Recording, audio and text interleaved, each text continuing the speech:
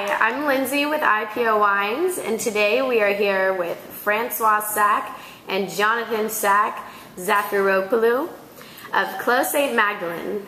Their family's winery is located in the Cassis appellation in Provence, and it is absolutely breathtaking. Thank you so much for being here today, you guys. You're welcome. Thank you. So, can you start off by telling us a little bit about your family and how you got started in the wine business? Okay, and maybe I can tell you some words about the family. So this winery belongs to my family since 1921, so it's quite a long time. You have the third generation and the fourth generation doing the job, but the story of the winery started in the middle of the 19th century. We, since the beginning, have been specialized in the dry white wine, and we're also producing a bit of rosé. So as I said, my family bought this winery in 1921, and since this moment, it has always been a family business, we could say. And you guys don't do any red wines? No, we don't. Cassis is well known for the white wine, not too much for the red. Some winemakers, we are 11 winemakers in Cassis, so it's very small area. Some of them are making very few red wine, but it's, well, mainly it's the white wine. We have very good other spots in the area, like Bandol, like Côte de Provence, all around where they do incredible red wine. So Cassis terroir, which is clay and limestones with a lot of terraces, is perfect for the white. When I arrived in '76, we have a little of red wine, but I changed it for the rosé because the red was not so good, not enough good, and the rosé was better. And I started the rosé in '77, '78, something like that. And every year we did a little more, but never over 10,000 bottles. Well, it's a small quantity. Right. I mean, I know we get a very small quantity. Why is it that most of the wines from Cassis don't really make it to the U.S.? You mean selling the wine to the U.S.? Yeah. Well, because Cassis, as I said, is a very small area, so the total amount of Cassis wine produced per year is so small, and U.S. market is a so big market, so it's impossible for us to sell too many bottles.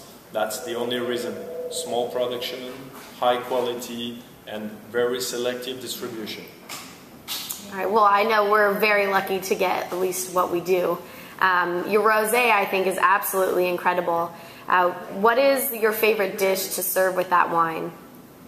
Favorite dish to go with the rosé? Cuisine provençale, the dish from Provence. It's ideal with this wine.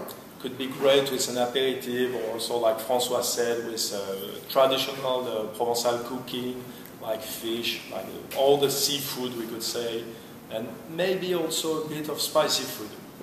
Aperitif on a terrace with the sun. That sounds perfect to me. Spring and summer.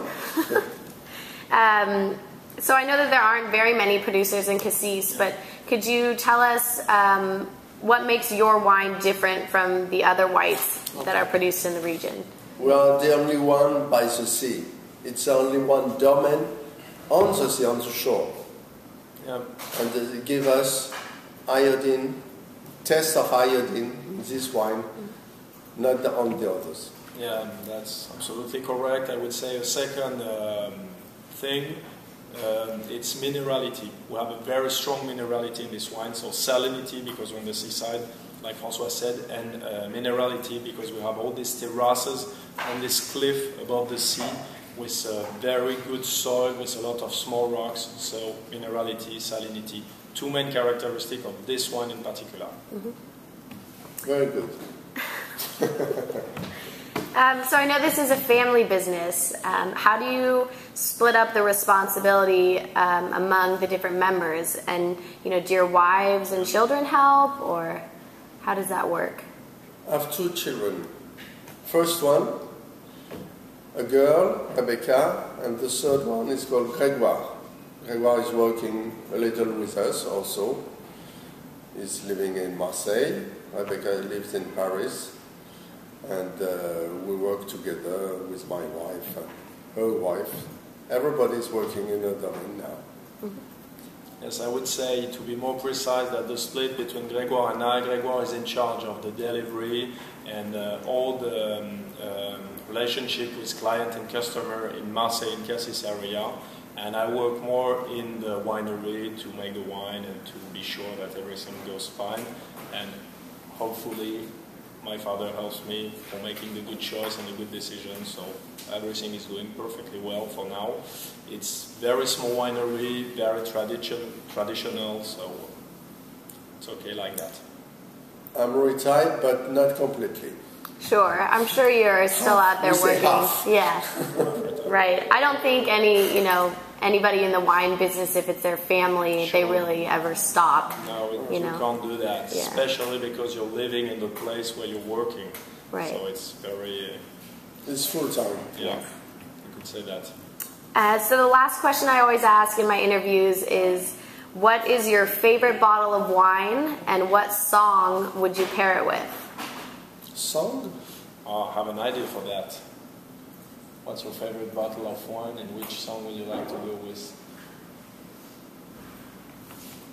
I would say a bottle of white wine from Burgundy, maybe a bottle of Merceau with a song of the Beatles, because I heard that since I'm a kid, because my parents love very much Beatles. So I would say one of the songs of the Beatles with a very nice bottle of white from Burgundy.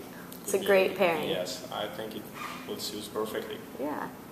What about you? When I'm 64, losing my hair, many years from now, you know this song? I do know that song. All right, so when I'm 64 with a bottle of Merceau. Yes, I think why that's not? great. Yes, or a bottle of Cassis. Sure, absolutely. All right, well, thank you so much for answering my questions today. It was a real pleasure to talk to you guys. Thank you very much. Pleasure. Thank you very much.